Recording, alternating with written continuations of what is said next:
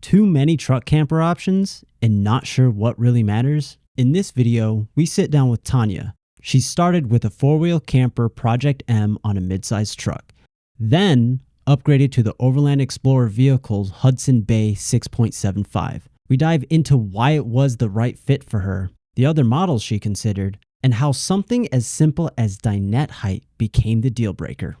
Hi, my name is Tonya Edwards, and I own a 2024 Hudson Bay model OEV, Overland Explorer vehicle, flatbed camper. And I've got it on a 1-ton AT4 from GMC, and the features about this are incredible. My favorite feature about this camper is the auto lift roof because it allows you to have 360 windows. This is not your first camper. No. What were you in before? I had a Project M from Four-Wheel Campers, and it was on a 2018 Tacoma, and I had that for about 3.5 years, and it just basically was just a bed on top of a truck, and you literally put whatever you want inside of it to make it go. And it really gave me an opportunity to see what were my must-haves, because I knew when I got it that it wasn't going to be the forever camper, but it was a good entry point. It wasn't that terribly expensive, so it allowed me to use it and get familiar with what do I want, and allowed me to go to various venues and actually use it and see what do I need, what do I want. And along the way, I got to meet a lot of really cool people and see how this lifestyle was going to fit for me, because at that time I also was kind of new to the overlanding space, and it gave me that opportunity to do that. In fact, I've got some folks outside that I've met along the way that have become really good friends, which is amazing. You know, that this community has been so welcoming and inviting and so fun. So much information as I ask people questions, and they're more than happy to share, which has been incredible. And I really, really enjoy that aspect of it. And that's how I came to this, is through the community and asking questions, and arrived at this build because of the years of adventure and asking questions from the community. Yeah, I think you did it right in the sense of first trying to figure out what you actually need versus want. So if you're new, what I say to a lot of people that are just getting into the industry is they're like, well, I want to buy this $1 million rig. And I was like, no, just buy a ground tent or something. Go, like, have you actually camped yet? Like, do you even know if you like it? Yeah. And so I know a lot of people that have bought rigs or things that they wanted because it looks nice, but then when they actually go out and use it, they're like, oh, I never used this because of X, Y, and Z. So by being in that four-wheel camper that you had before, for the 3 years, you've really like honed down, okay, what are the necessary things that I like can and cannot live without? Yeah. Right, so this is the inside of the Hudson Bay, and all of the Hudson Bay models, whether you get an 8-foot or 6.5-foot, are going to be exactly the same on the interior. The only change with the 8-foot is that it is a flat on the bottom and it gives you a little more storage space. Other than that, they're exactly the same. Flat on the bottom, you mean flat back, like the departure angle? Right, the departure angle. Yeah, right. And that's the only difference. So inside, I've outfitted mine with an air conditioner and 2 max fans for push and pull, but my favorite feature is the 360 windows, although I don't have that window open, but the 360 windows, which when you show up into an environment, you're immersed in there, and there's very few other campers that have the 360 windows set up this way. My other favorite feature is the auto lift roof. Hit this button, and within, I think it's about 5 to 7 seconds, the roof gets lifted up or lifted down, and which is a fantastic feature for this. For the auto lift roof, if there's like stuff on your bed, like let's say it can't really close all the way, does it have like does it like stop and go back up? Yeah, so this has a latch that if this isn't engaged, then it won't work. Okay. So like right now it won't. Yeah. Work, well, that's the latch for that. So like, let's say I put, I don't know, something big, like a big box on the bed. Then you've got to, it'll just crush the bed or crush the box. It can. Okay. It can. Yeah. So you just got to make sure that, you know. Yeah. And what is that level? Do you know, like, how do you know when you're low enough? So you got to gauge it, but this is the line here. Okay. So anything that sticks up above that, then that's where you have to kind of moderate it. And that's, one of the things that you do, you kind of do an internal checklist of, I go through as I'm shutting everything down, and is this closed? All the things that you kind of learn what you need to do in order to ensure that you're ready for closing up and taking off. Okay. And then, so in terms of interior, so this is outfitted with the underbed storage. So I've got a queen bed here. It's got the king option. And underneath the bed, I have a little bit of storage, which is great for things that you don't want to have to pack. So when you're out and about and you get the weird weather or nice weather and you haven't quite put everything, I've got a little bit of everything. For the bed, you said it's a queen size bed. Mm-hmm. Is that the bed that comes with the camper? Yes. Do you know, is that a Hest? Well, so I put a Hest topper on here. Okay. So the mattress that they make, I actually have it. I have a Hest topper on top of the mattress that they have because I'm a side sleeper. Okay. And I was starting to get a little achy on my side. So putting this Hest mattress, it actually makes it seem like I'm sleeping at home. Nice. It's actually nicer than being at home. Awesome. Yeah, I've heard a lot about the Hest mattresses, and I've yet to try one myself, but I'm excited to because I just keep hearing. I've never heard anything bad about it. No, in fact, those are Hest pillows, and I've got quite a few of the Hest products, and I absolutely love their stuff. Awesome. And then moving around here, I put a dual induction cooktop because I wanted to have as few things propane inside of the rig as possible, so there's fewer things that I need to get if I need to go out. I have 220 watts of solar up top, and I'm running this on a Red Arc Manager 30 system with 450 amp hours of battery inside on the camper itself, which has been tremendous because this is my Starlink, and so between using the Starlink and the air conditioner, it sucked quite a bit of the battery power, and now with both of those I'm able to manage to not use it up and still have battery power left over. Under here is pull this out here.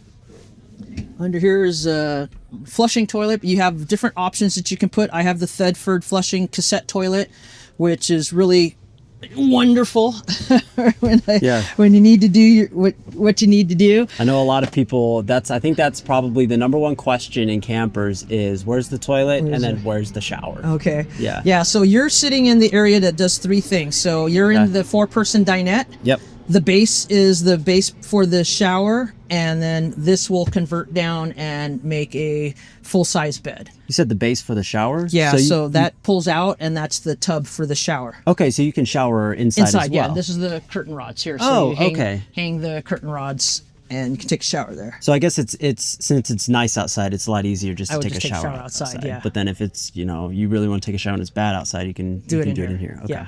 Yeah, and it's got 38 gallons of water on board, and a 164-liter fridge, which, it's massive. I can hold weeks of food in here, and the freezer is quite cavernous as well. Looks really small, but it really does hold quite a bit of food. Got some storage, not a whole lot, just, little stuff, but I'm able to, everything I need for cooking. I've got all my utensils in there so that I can do what I need to do. And then a little bit of storage underneath here that actually kind of goes underneath the sink, which is pretty good. I've found that the space here is good usable space, and I'm able to have everything that I need. And having the underbed storage was clutch for being able to have all the things that I need while I'm out and about. Awesome. So tell me about these Seasucker things that you have in here. Okay, so Seasucker is a fabulous company. They actually were started with putting bicycles on cars and stuff, but they've now branched off with all kinds of accessories. And so this sucks onto the wall here, and this is my trash bag from them. I just got their paper towel holder, which is great. And then this is also one of my favorite features. So I can take my iPad and literally stick it anywhere I want. And in a few seconds, it's up and I can watch the iPad wherever, or if I'm in bed, I can put it up, and it's really a fantastic accessory that within seconds I can have it and use it wherever I want. Yeah, I think I like that because you're able to move things where you want it. With things being in like a permanent spot can be kind of annoying if you want to move it, especially if it's like a screen or a TV screen. Yeah. So being able to move it around and use those Seasuckers, and you could probably, I mean, it's Endless. Endless possibilities of what you can do. Yeah, I just got a set of Devos, so Devos Light Rangers. They just made an adapter so that I can use those outside, so I don't have to take the tripod out. And I can just put them onto the camper itself, because that's a lot of the times what I use it is just an external light. Yeah. And especially the Light Ranger 2000, you can use your phone. Nice. And so with it out there, I can just turn it on or off from my phone and have that on there without having to bring the tripod out. Yeah, that's really nice because that eliminates setup time. Yeah. That's I think really all what these campers are all about, is just trying to reduce the amount of setup. Setup and hassle. Yeah, like all of we that. want you to enjoy the outdoors as quickly as possible and Right. not have to deal with moving things around. Yeah. Awesome. So you were in a 4-wheel camper before. You moved up to full size. Yeah. What campers were you looking at? What other truck campers were you looking at? I looked at Supertramp. Okay. And they have a very similar layout, but when you're sitting in the Supertramp, you can't look out the windows. Okay. And you're very kind of limited on where you are. Yeah. And with the Supertramp, I just didn't really get that comfortable feel. And then when you're in it, you lose your immersive view, which is kind of defeats the purpose.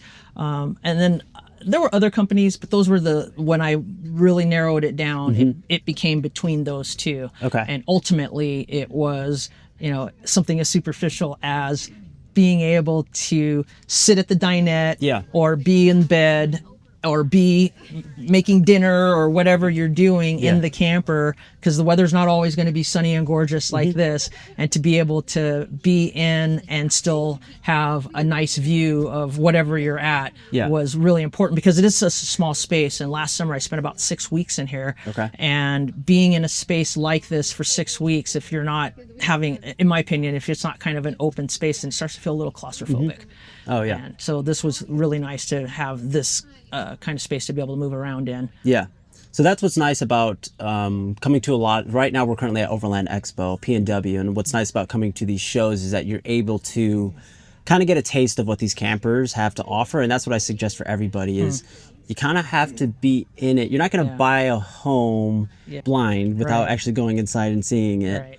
Right. So my other suggestion is if you can rent it, because then actually take it out, because sometimes I've actually built a van where I'm like, this is a great idea, and I go out and use it and use a thing that I built it on. Immediately I was like, this is not going to work, and I have to change it. But that goes back into what you were talking about, how you were using the 4-wheel camper for three years before, so you had a better sense of and that grew out of staying in other friends' campers first. Okay. And then I actually rented a Class C. Oh, okay. And I rented Class C a few times, and then staying with friends. So I really took my time into getting into the space. And before I got the 4-wheel camper, there was a tremendous amount of research that went into that. So I've got a lot of friends that have this and are in this space. So I got to kind of take my time really getting to figure out what worked for me versus what my friends all have, because most of my friends all have those big monster diesel pushers or the fifth wheels, and that for me just didn't seem like it would work for what I wanted to do. So this has been the perfect marriage of being able to get out, be comfortable, and be able to take the toys out as well. Awesome. In terms of your truck choice, did you try to find the truck camper first and then buy the truck, or did you buy the truck and then had to find a camper that fit it? So after doing the research, so probably about a year and a half, almost 2 years into having the Tacoma, I realized that I wanted, and I knew I didn't want a dually, and I wasn't quite sure if I was going to go even though I didn't really care for the fifth wheel at first.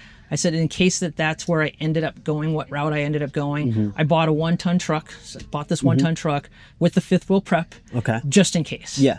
And then I spent another almost 2 years after I bought this truck of honing down what I was going to end up getting. Okay. Going to shows, going to RV shows, coming to the expos, and really looking anywhere and everywhere, YouTube videos, hundreds and hundreds of hours, your show, and looking at different products and really doing my research, and then also, you know, being in the lifestyle. So I was like, well, what will work for me? What am I looking for? And also had the time to do it. I wasn't in a pinch like, okay, I'm retiring and now I got to have something. So I knew leading up to my retirement that I was gonna what I wanted to have ready timeline wise, and I had that preparation time of about, I think it took about 4 years. To kind of get it together, knowing that in 4 years when I started looking, that was where I was going to be.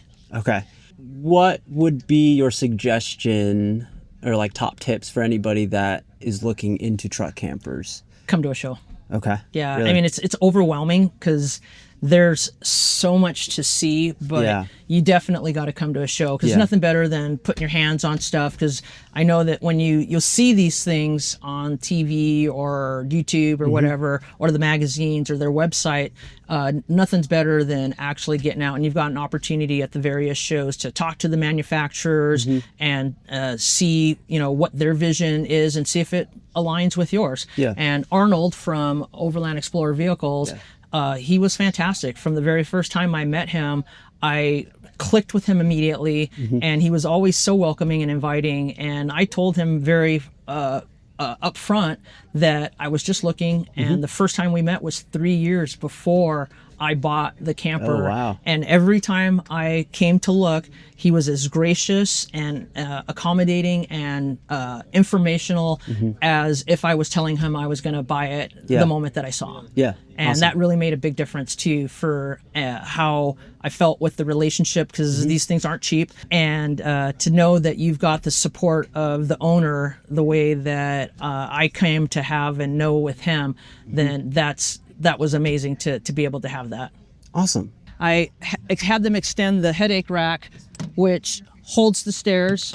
And in this one, it's got the pass-through headache rack, which I didn't think I would be able to fill it up, but I've managed to put all kinds of stuff in here that over my year of change of owning this, I've needed, and I've been able to kind of Tetris things in, and it's been really cool to be able to have the space to put all the things that I need in order to do the adventures. Down below, what we did, so this one has all of my tire inflation. So I've got my dual ARB air compressor, and I can easily inflate my tires, and I'm self-contained with that. And this was a really cool place where Basil's Garage put this together for me down in San Diego. Got to give those guys a plug. They're an amazing company, and they did a wonderful job of putting my truck together. Some of the other things that I also did was I've got custom Alcan springs on airbags, and we also changed the we changed the gas on it, so I've got a 55-gallon tank on it. But moving around the back, I put 2 mini monsters from Owl for storage, and they've been really great. I've got everything in the kitchen sink inside of these, and it's a wonderful addition because you're kind of limited on storage when you're out and about. On this side, I've got the shower, and this is a Dirtbox shower. And what's really cool about it is how quickly it deploys. It's probably one of the fastest deploying showers on the market, and it's super easy. Roll it up and you're off to the races to go. And some of the things that I really like about this is when I'm looking for stuff that's ease of use and repeat when you're doing it at first and it takes you 40 minutes to do something. When you're excited about it, it's kind of fun. But then when you're out and about and you're really using this, you want to have stuff that's easy to use, easy to deploy. And this is one of my favorite features, that it's super easy to use and deploy when I need to take a shower. Around this side, again, just more storage boxes. And like I said, this is the pass-through. It does have a standard for the propane. It uses a standard propane tank, which is really great because it allows you to, if you need to, when you're out in the road, you can just switch out with the regular propane tank, which the previous models were a little bit more challenging. So this makes it really easy to be able to do that. So that's what a lot of the things, ease of use, are some of my favorite features. Now the fun stuff on the front here, it's not necessarily the camper, but put a bunch of Baja design lights on here so I can light up night sky, and I've got tons of those. But from a more practical standpoint, when I'm going around and I have to deflate, I've got the Apex valve stems, and I can go from 60 PSI to 30 PSI in just a few seconds, which is incredible. So in the time that it takes most people to do one tire, I can go around the entire truck and deflate my tires when I need to air down and be done in seconds, which is really great, especially when you've got tires this big. Well, thank you. And I hope this helps some people figure out kind of, points them in the right direction of what truck camper they're trying to buy. Okay, I hope so too. It was great chatting with you.